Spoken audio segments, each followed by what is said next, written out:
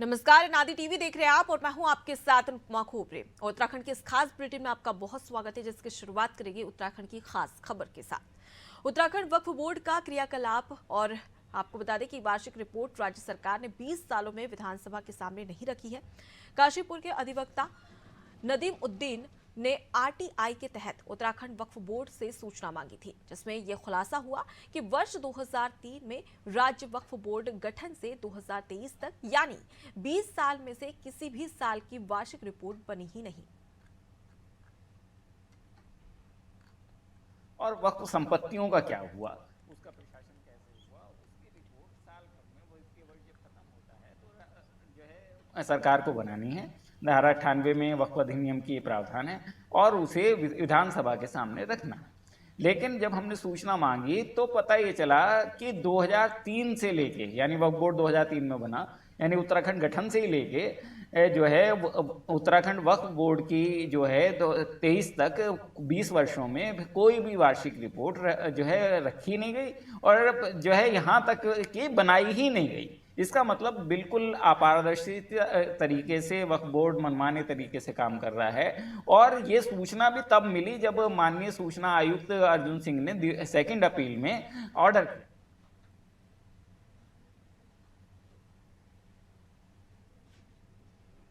देखिए, उत्तराखंड से ये बड़ी खबर सामने आ रही है, जहां पर वर्ष 2003 में राज्य वक्फ बोर्ड गठन से 2023 तक यानी 20 साल में से किसी भी साल की वार्षिक रिपोर्ट नहीं बनी है। ऐसे में कई सारे सवाल यहां पर खड़े हो रहे हैं और आपको बता दें कि आरटीआई लगाई गई थी, जिसके बाद में ये जानकारी निकलकर सामने आया है।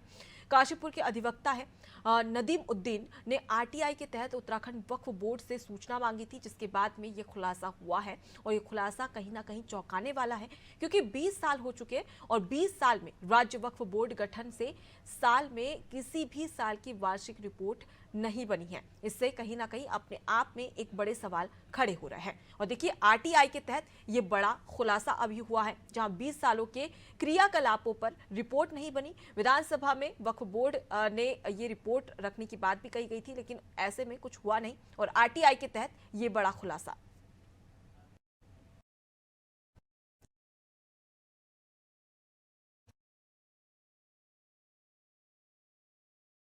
इसी खबर पर ज्यादा होने के बाद वक्फ बोर्ड का भी 2023 में स्थापना की गई थी, जिसके बाद वार्षिक स्टेटमेंट के लिए परमिशन दे दी गई थी और एक कानून बना था कि हर वार्षिक में वक्फ बोर्ड संपत्ति या फिर जितना भी राजस्व वक्फ बोर्ड को मिलता है उसका विवरण दिया जाएगा। लेकिन उसके बावजूद भी 20 साल गुजर चुके हैं, लेकिन अब तक इस पर कोई विवरण नहीं दिया गया। और चौंकाने वाली बात यह है कि आरटीआई से इसका खुलासा हुआ, सरकारें आई, इतनी गई, लेकिन किसी ने भी इस चीज पर ध्यान नहीं दिया। कहीं ना कहीं इसे गड़बड़ घोटाला भी के रूप में भी देख सकते हैं या फिर सरकार की इस तरफ नजरअंदाजी भी कह सकते हैं। जी, तो इसमें क्या माना जा सके कि लापरवाही यहाँ पर किसके सामने आ रही है और उसके साथ ही आगे अगला कदम क्या होगा?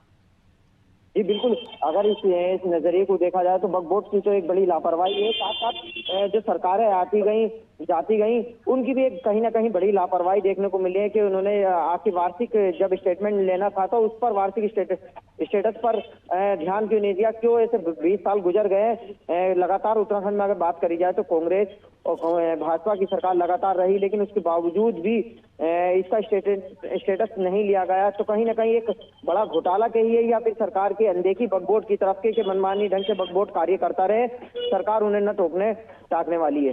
जी सर, एक और यहाँ पर प्रश्न खड़ा होता है कि सबसे पहली बात तो यहाँ पर सरकार की कहीं ना कहीं जो अनदेखी है उसका खामियाजा यहाँ पर देखने को मिल रहा है। उसके साथ ही वक्फ बोर्ड की कहीं ना कहीं लापरवाही भी यहाँ पर सामने आ रही है, यानी कि मिला जुला खेल यहाँ पर देखने को मिल रहा है।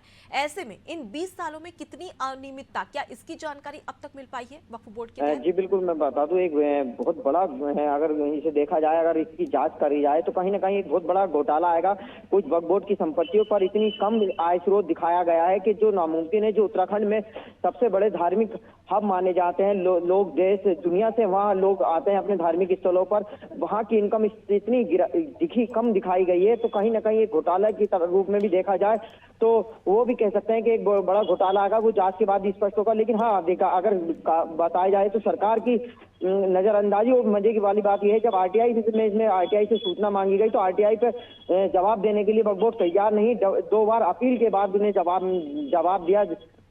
बिल्कुल अजहर, तो कहीं ना कहीं लापरवाही हुई है, तो जरा जवाब से बचते भी यहाँ पर नजर आ रहे हैं। फिलहाल के लिए बहुत शुक्रिया तमाम जानकारी हम तक पहुंचाने के लिए।